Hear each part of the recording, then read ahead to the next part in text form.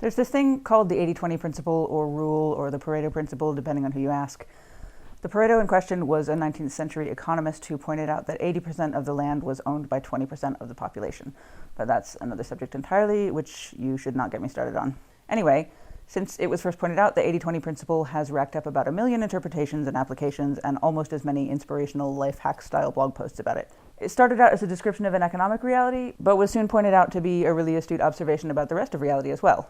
When I found out about it, it kind of changed my life because it described a thing that I'd always sort of intuitively felt, but could only really see out of the corner of my eye. It's basically the idea that 20% of causation produces 80% of outcomes. So think about a pile of sand you need to shovel into a wheelbarrow. You start shoveling at minute 0, and by minute 2, you've kind of got most of it shoveled, and you start scrabbling around trying to get any sand onto the shovel.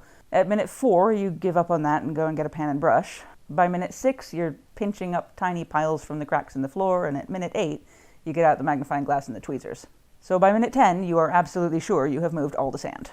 Everyone will differ as to where on the spectrum I lost them, but surely I lost most of you by the time the tweezers arrived. And that's the point, really. There's a spectrum of how done is done, and you get to decide where your attitude resides on that spectrum. It doesn't have to be 80-20, those numbers are kind of arbitrary and subject to context, but it's almost always true that the closer you get to perfection, the more the returns diminish and the less you're actually achieving per unit of effort and time. And it's not that you can just spend that 20% of time and effort doing any old crap. You need to prioritize and make sure that you're doing the high impact stuff rather than getting sucked into the details and finishing touches. Some people get their perfectionist kicks by relentlessly pursuing that last grain of sand and are happy to spend the 80% of their time and effort on the tiny details. And that's fine, and in some cases admirable or even necessary, but in some cases it really can be argued to be a waste of time. At the end of the day, you get to decide how much of a perfectionist you are.